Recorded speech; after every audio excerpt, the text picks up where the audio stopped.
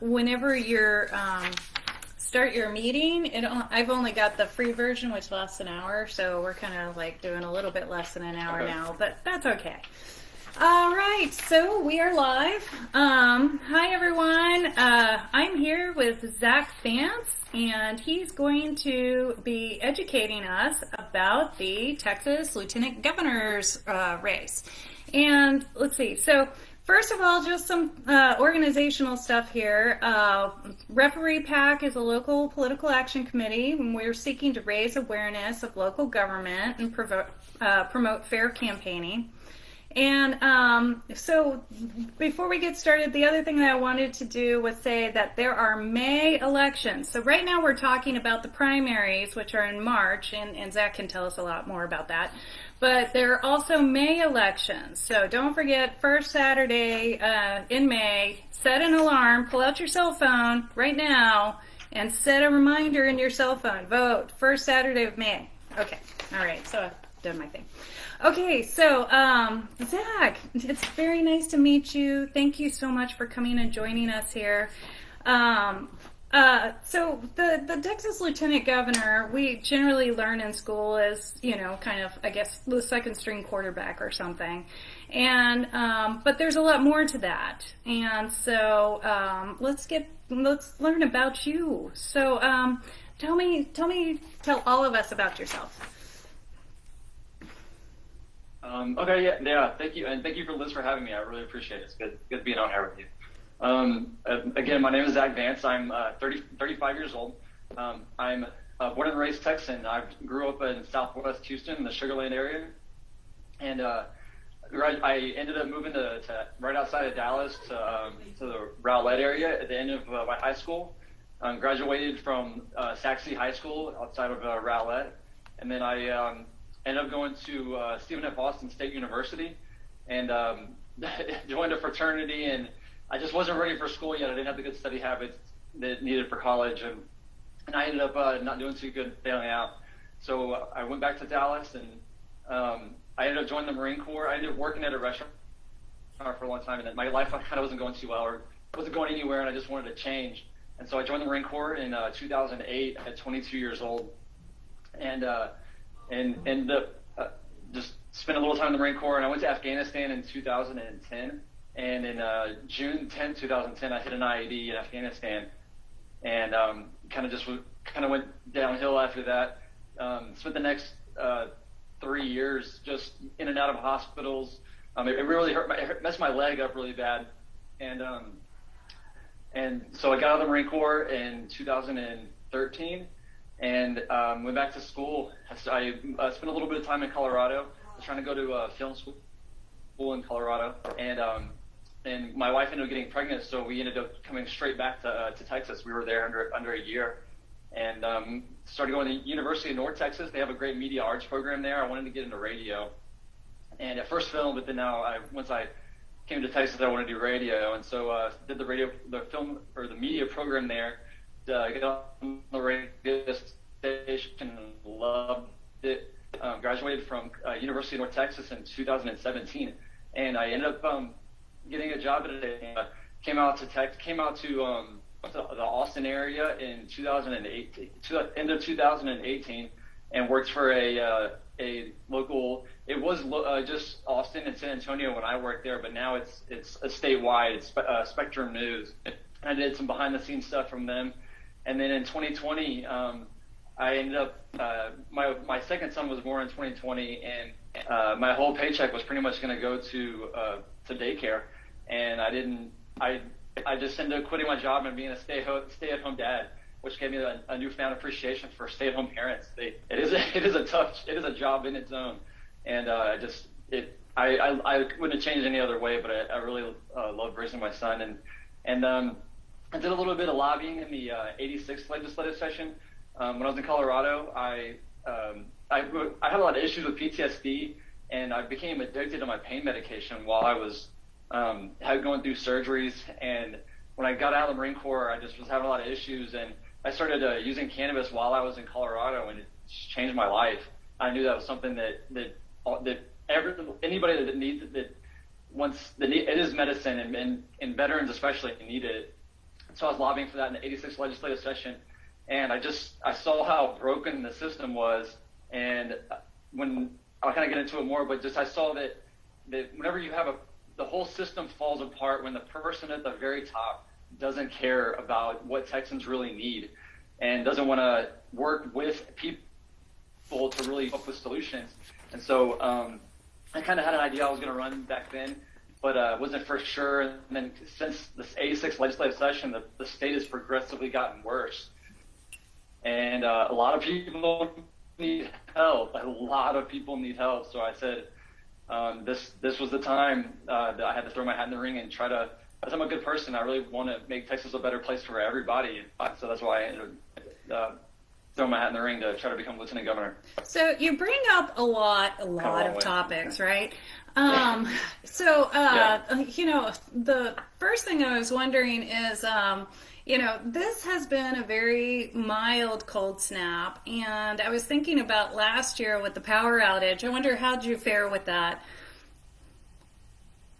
So we just lost water. We didn't lose power. Oh, goodness. Nice. We were out there grabbing the snow off the trampoline and putting it in the back of the toilets. Luckily, we had a trampoline to get clean snow and stuff from for like washing and everything. But yeah, we didn't lose power, thank goodness. But just water. Oh, okay. Yeah, we lost power from Sunday, and then it came on for the first time on Tuesday, and then by Wednesday it was kind of like on and off and on and off. And that was memorable, you know, the not knowing when it was going to be a secure source of energy was really nerve-wracking. You know, it was kind of the unknown was one of the harder parts about that whole thing. At least for me it was. But I couldn't imagine of losing everything. Like I know a lot of people, that was the coldest they've ever been in their life inside their house. And I couldn't have imagined it. Luckily everybody in our area we know was all good. We didn't have to, we were seeing if anybody needed help or wanted to come stay, but everybody was good. My dad in Houston had a whole family come stay with him because they had lost power and water. But yeah, I couldn't imagine. So, so going back to the lieutenant governor, what are the qualifications to run for lieutenant governor? So the legal qualifications are you just have to be 30 years old, you have to have lived in Texas for 5 years, and you just have to be a United States citizen. And outside of that, that's it. Pretty much anybody can run. As long as you're 30 years old, you've lived in Texas for 5 years, and you're a U.S. citizen, you can pay your $7,200. It's $3,750, and then you're on the ballot. Wow, that's pretty impressive. Well, I guess unimpressive. But yeah. you know, that is what it is. I was kind of wondering what does the lieutenant governor do? I mean, we kind of know he does something with the Senate agenda, but I'm pretty fuzzy after that. You know, I had a Texas, you know, political education here. I grew up in Texas. Been in the school system from kindergarten through, you know, my bachelor's degree, and so you know, I just have to say that's something I never knew. Anyways, tell me more about what the job entails. Yeah, same for me. I didn't realize that. I knew that there was a governor, lieutenant governor, but I didn't realize how much power that the lieutenant governor had. So the lieutenant governor presides over the Senate, the president of the Senate. They do all the procedures, calling all the bills forward, just going the back and forth throughout the day-to-day processes of the Senate. They cast, if there's a tie for votes, the only time they ever vote is to break that tie.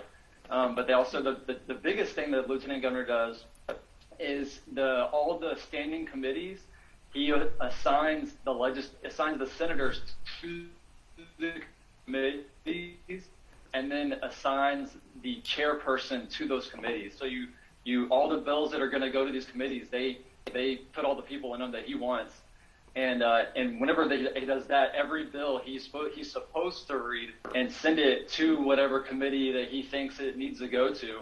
And so when it's called the calendars committee, and so you either hold it for at least for you either have a bill that you like and you want it to be worked on and go through the process, or you have a bill that you don't want to do it. You don't assign it to the committee. So it's called dying in calendars, and it'll never see the light of day.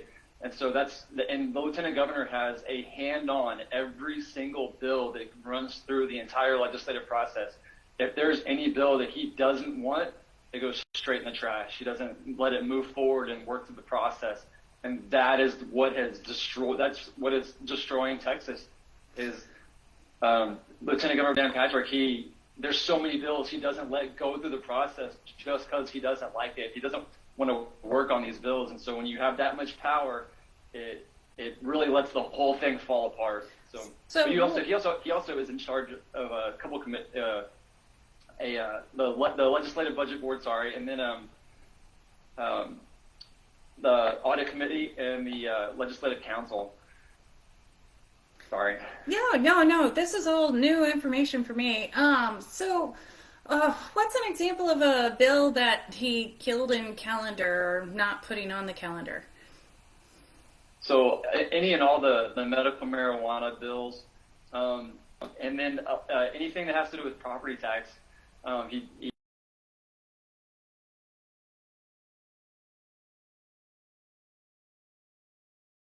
got it. So pretty much anytime a legislator writes a bill and it doesn't make it to the committee, it's because of him. So we don't know really what bills don't make it through because they don't see the light of day.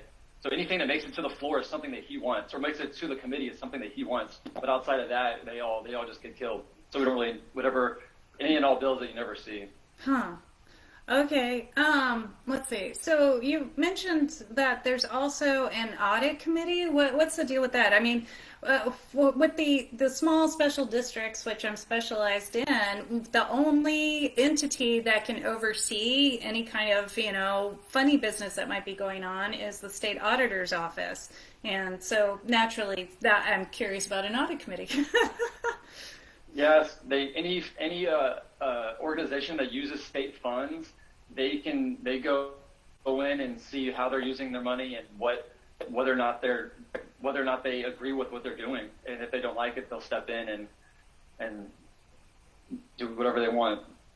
How interesting. Yeah, there's all kinds of interesting stuff that happens on the special district level, like there was a ambulance service recently that had a bit of a fallout with the entity that they had providing that service. And of course, there's all kinds of spats currently being engaged in over water. So that gets into the water board. So, so it sounds like the lieutenant governor has kind of a direct effect on our lives through inaction. Like all these problems that we have aren't being addressed by the state government because we don't really have a keyed in and engaged lieutenant governor. Does that sound kind of like a summary? 1,000%. Everything that's happening in Texas that is going wrong in Texas is either because of something the governor and lieutenant governor is doing, or what they're not doing. And it's more so not, because they kind of, at least Dan Patrick, he just wants things to kind of stay the way they are. They don't want good, like, not massive change, but they don't want to they want to take tiny steps. They don't want to take one big leap and one big run. But that's what we need. We need major changes, and he's just holding everything back. So much of Texas's potential is being held back because of Dan Patrick. Yeah, that's a problem. Let's see. So, okay, here's a couple of things I was wondering is, you know how you have a governor's mansion? Is there like a lieutenant governor's mansion? No, there's just the governor's mansion, but the lieutenant governor is on the preservation board. And the preservation board oversees the State History Museum, the cemetery, and then also he oversees the mansion. So the governor or the lieutenant governor is kind of in charge of it, but they don't get any special housing or anything. You don't get a lieutenant governor's outhouse or something? No. That'd be nice though. Yeah. Give me something. Yeah, yeah. So, speaking of something, how much does the lieutenant governor get paid? So the lieutenant governor gets paid $7,200 a year, and then during the legislative session, they get a daily allowance of $210. So at the beginning of the session, they'll cut them a check for $10,000 to use on a hotel downtown or food, anything they want to spend the money on. So you get $7,200 every year, and then $10,000 every other year. Okay, so if I'm, adding this up and it's under $20,000 a year, does that mean the lieutenant governor can qualify for food stamps, that kind of stuff? I'm not sure. So with it making so little, the lieutenant governor is going to have another job. Otherwise, I guess it would look pretty bad if they were on it, if they were using a SNAP benefit. Yeah. So basically, one way to look at it is that by Texas not fully paying the lieutenant governor, we're basically saying, that they can't be totally focused on that job. So, right. Yeah, yeah.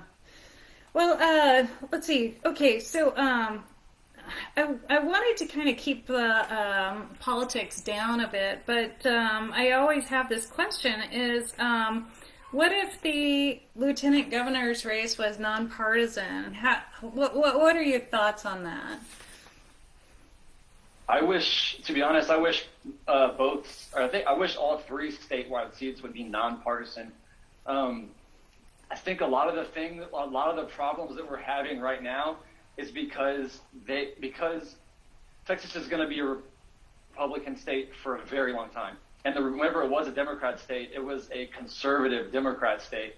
So when you're going to be a Republican, Dan Patrick and Greg Abbott have their thumb on the pulse of the polls, and they know exactly which people are voting and how to grab the largest chunk of the voters. So when you only do things in the Senate, or you only pass legislation and do things that make that one small chunk happy, there's so many other people that are not getting what they need, and that's the kind of, and so if it was nonpartisan, if you couldn't put a R or a D next to it, you could just go out and try to talk to as many people as possible. That's how it should be. But whenever you go session to session only trying to make a certain group happy, everything falls apart. That small group of the main voters and the biggest chunk of the main group of voters only cares about a certain few things. They don't care about other people.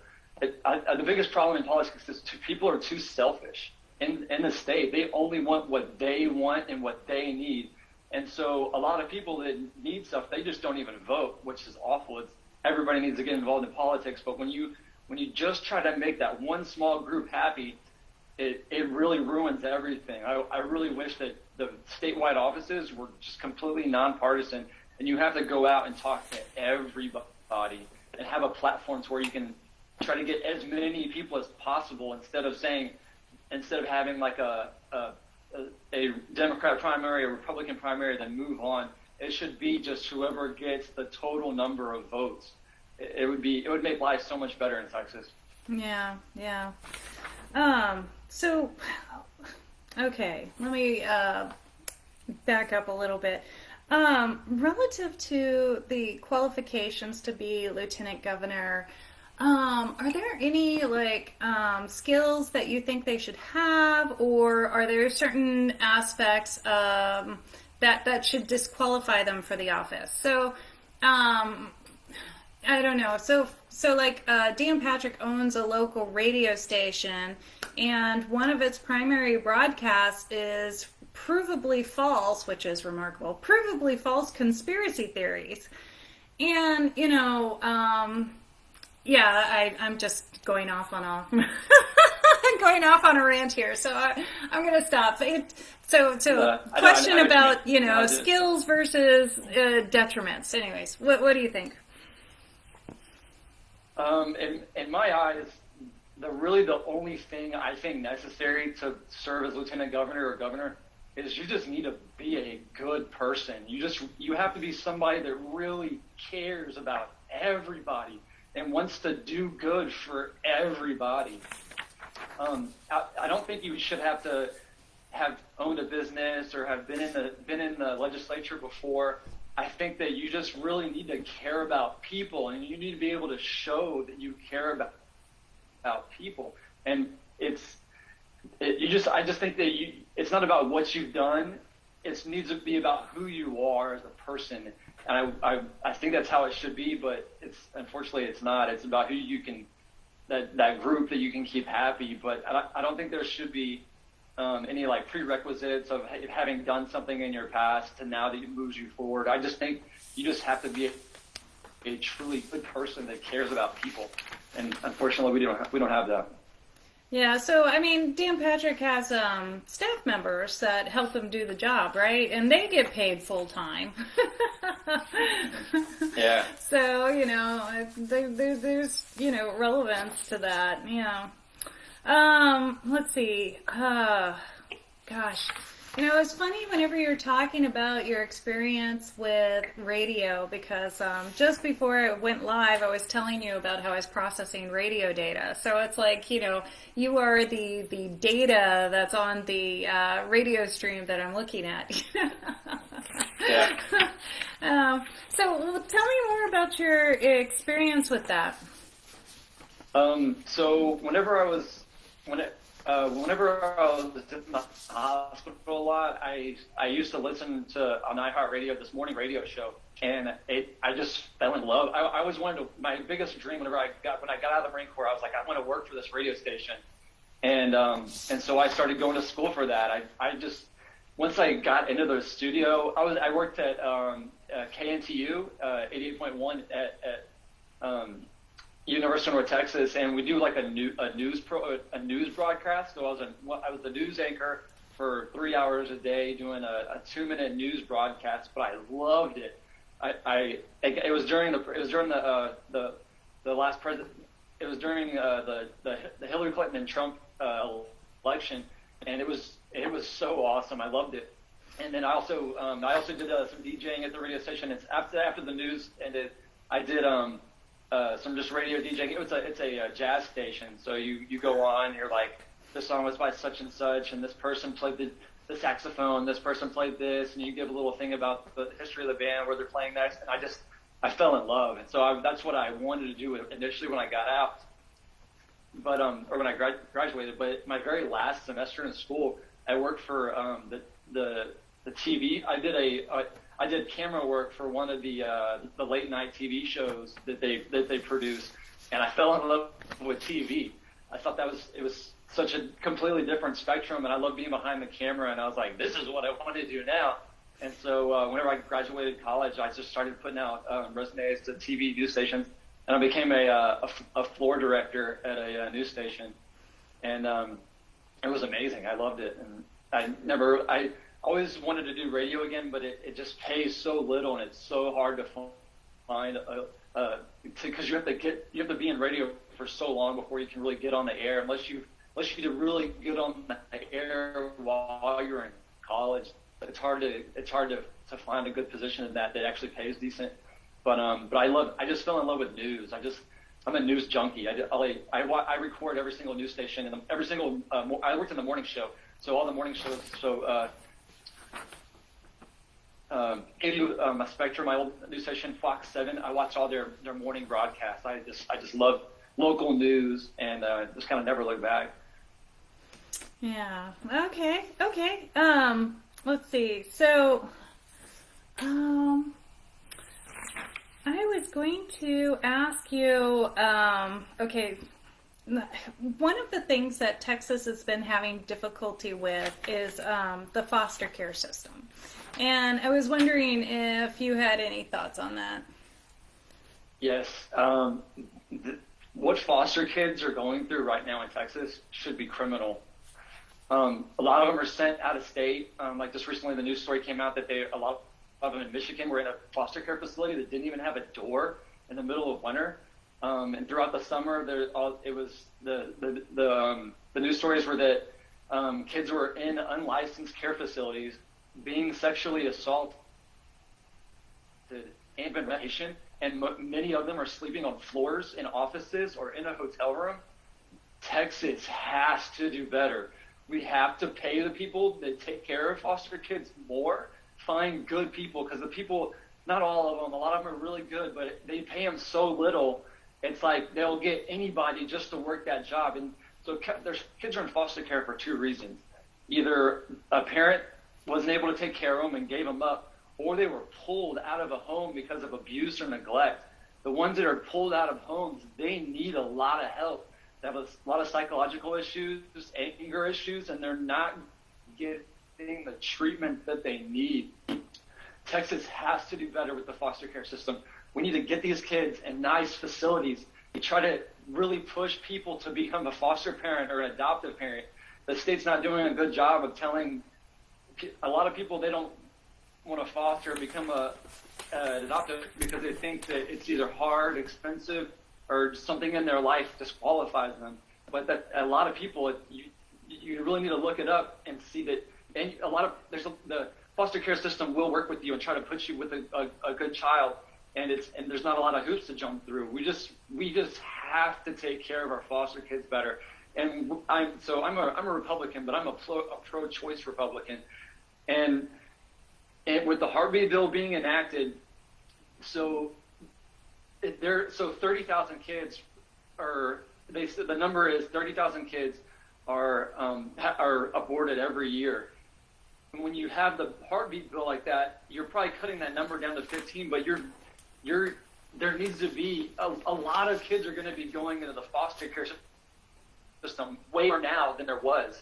And so you're going to end abortion, but you're going to do nothing to help the foster care system that's about to be overwhelmed by people that can't abort their child. Like, that just blows my mind. Like, how could you care about one thing, but you don't care at all about another thing? Like, Republicans say they're pro-life, I'm pro-life, but you're not pro-life after it's born, and that kills me. We have to do better with our foster care system, and that's one of the my biggest priorities is making sure foster kids are better taken care of. They do get free college once they get out of the system, but like me, a lot of us set up are prepared to go to school and have the study habits and just be in the right state of mind to go to college. We need to better prepare kids and have better counseling and just better prepare foster children for life after high school. One of the biggest group of people who were sexually trafficked are kids that age out of the foster care system. They just need a lot of help, and we're not protecting foster kids. And it should be criminal that what is happening to them. I cannot believe that our state has really dropped the ball on taking care of foster kids. Jumping from foster kids, whenever you're talking about criminal relative to the state, can you tell me about the National Guard troops? Because recently Abbott did something particularly heinous to them. Can you tell me about that? Yeah, so a lot of people just join the military, or at least the National Guard, so they can go to college. It's just a way to help them pay for college. And the state, they don't get the same money to go to school like they used to. And at least I just don't agree with what's happening at the border at all. A lot of them join for college reasons, but also you want to join because, at least with the National Guard, you're helping the state with natural disasters. And during a time of war, you do go overseas. And so you want to help, you want to serve your country. And they made them pack their bags up immediately, go straight to the border, and there is no mission. They just stand there, wait for people to turn themselves in, call Border Patrol and say, hey, we got 5 or 6 of them, come get them. And that is not a mission. They're not doing anything. You took these people from their families to stand watch, to turn people crossing the border in. I just think everything that's happening at the border is wrong. and we need to figure out ways to stop what's happening. It is a humanitarian crisis. We need to help Mexico, but sending our National Guard just to stand watch, I think is disgusting. If what they're doing to them, and you take away their college, that it disgusts me. I think that everything that Abbott is doing with the border situation is just trying to appease the far right. 'Cause every other candidate running for governor is saying, we're sending even more of them down to the border. We're sending all the National Guard members down to the border. Like, no, that's not what you have to. If the people there now can't do anything different, sending twice as many is not going to do anything different at all. You're just going to make more people hang out in one spot and say, all right, we got 5 of them, come up here. Like, they're not doing anything. They're just turning people over to Border Patrol. They're not like, which I don't think they should be, is trying to keep people from coming. I just have a lot of plans for what I want to do at the border, but I think that what's happening is not good. Yeah, so jumping in, one of the things is that I had received an invitation for, what was it? It was like this telephone public forum in which Greg Abbott will answer your questions. And, of course, it's not really public because they only sent the invites to certain people. But I sat there and I said, hey, I want to know what's going on with E-Verify. And they had me in the queue. I was going to be the next one up, and then whoop, they skipped me and went to the next person. And it's like, ever since then, every single time I bring up the E-Verify program, nobody wants to talk about it. And I was wondering, do you know what it is? It's where whenever somebody, it's for jobs. Whenever they want a few of the governor Republican candidates are running on it. It's just to make sure that the people, that the company or whatever business is,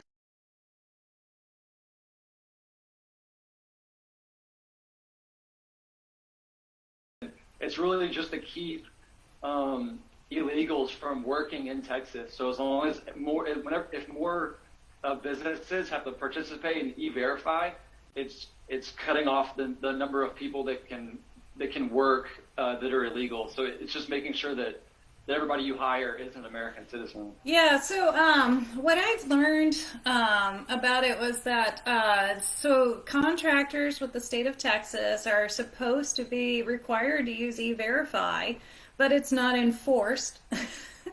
And then for private industry, they're not required to use E-Verify.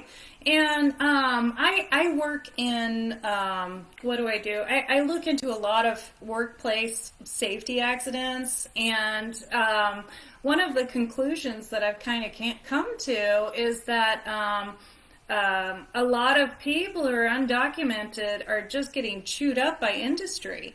And so, having an active E-Verify program not only, make sure that, somebody's doing the right thing, immigration-wise, but also it protects them from being abused with their vulnerability. And that's just something that is not discussed. And I just wanted to bring it up really quickly. Now, one of the things that you brought up a lot was about education. And I was particularly struck during your introduction whenever you said, that you were looking at, you would have to work in order to pay for childcare. And that's something that a lot of people come up to, because whenever they first graduate from college, a number of people have loans. And so then that's also the same time that they start having families. And so I keep on telling young people, don't get the loans. They're always so quick to offer your loans, don't take it. Because when those loans come due is whenever you have the little ones. And you do not have a choice. You have to go to work so that you can pay for your kids to go to child care and have that little bit left over in order to pay for that loan. Like, you can't spend any time with your kids because of the student loans. And we don't have family leave or anything like that. And so I was really struck whenever you mentioned that. But do you have any thoughts on that? Tell me more. Yeah, we need to. The state needs to have. People need better access to affordable childcare. Like that was the reason why I ended up quitting my job. That's because I couldn't find, because being with my child being so young, it's more expensive. And we couldn't, and it was during the middle of COVID. So the place we were going to send our son, they ended up just shutting down. And so that's what really hurt us. But the state needs more quality, affordable childcare.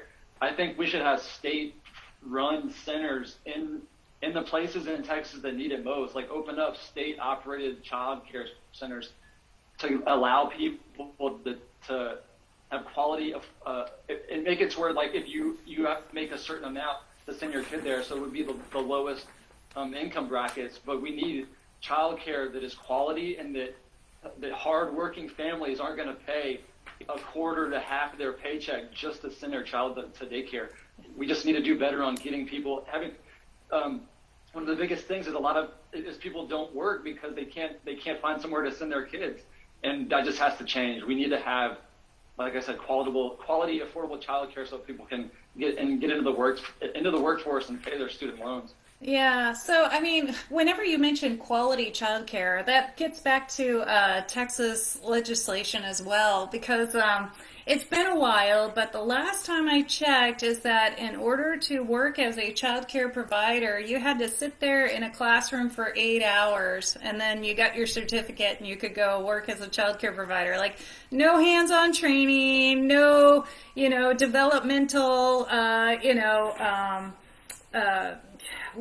education and child development, et cetera, and it was just kind of appalling. Just finding a body that you could do that. Yeah, and so, anyways, Texas's bare minimums, probably. We need to make sure that people there, they need to be paid good to where you can find somebody that does actually want to be there and cares about kids and wants to be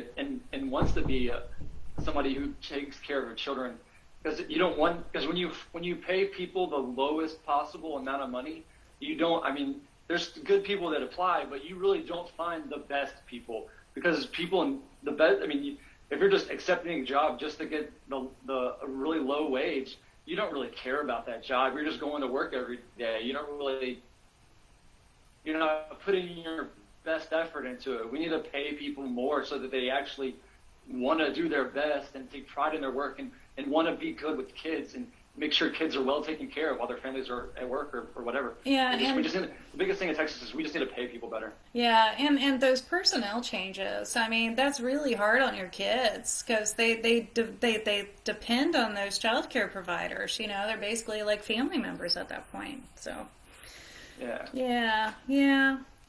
Anyways, well, I have gone through all my questions. You have taught me so much more about what the Lieutenant Governor's job is about. And I said before, whenever I was in the last interview that I did, is that, I've learned more about what I don't know. You remember Rumsfeld in Iraq? He said, they're the unknown unknowns. Yeah. So I can move some of those into the known unknowns. Anyways, okay. Yeah. Anyways, is there any other things you wanted to talk about? As far as the Lieutenant Governor goes, more people need to get involved in politics and really see how awful our leadership is. We just need somebody that cares and really wants to work hard and make the state a better place. And when people don't get involved, we keep getting these awful candidates or these awful legislators, the whole board. We could replace probably 75% of all statewide and all Senate and House members and get new good people and really get on this track. Most of the people that are in office now they just brown nose Abbott and Patrick, and it's just a continuous cycle of awfulness. I just want to say I haven't done a whole lot in my life as work or anything, but I am really wanting to sit down. So the big thing with me is compromise. I want to work. I'm a Republican, but party means nothing to me. I want to work together with the Democrats and solve our toughest problems, because we have a lot. And if we're both not sitting down at the table, a lot of things that people need get thrown to the wayside. We just need to work together. We need to find people that are willing to work. Dan Patrick and Greg Abbott just pack all of our problems in a can and kick it down to the next legislative session, and they do that for those same problems every single session. So the real stuff that we need worked on doesn't even get addressed. Sorry. Oh, I just wanted to remind you, tell everybody how to contact you and where your website is. And if you send emails to me, I will forward them on, but I might reword them because I just like to do that. So my email is info@refpac.org, and go ahead and tell everybody how to learn more about you. Yeah, my website is 4abettertexas.com. The volume dropped out. Oh no, the volume dropped out. Hang on, let's see. That's not it. Is it me?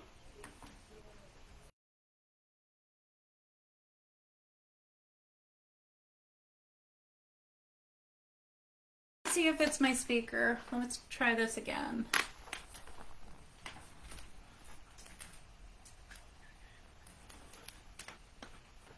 There we go. Okay, you're back.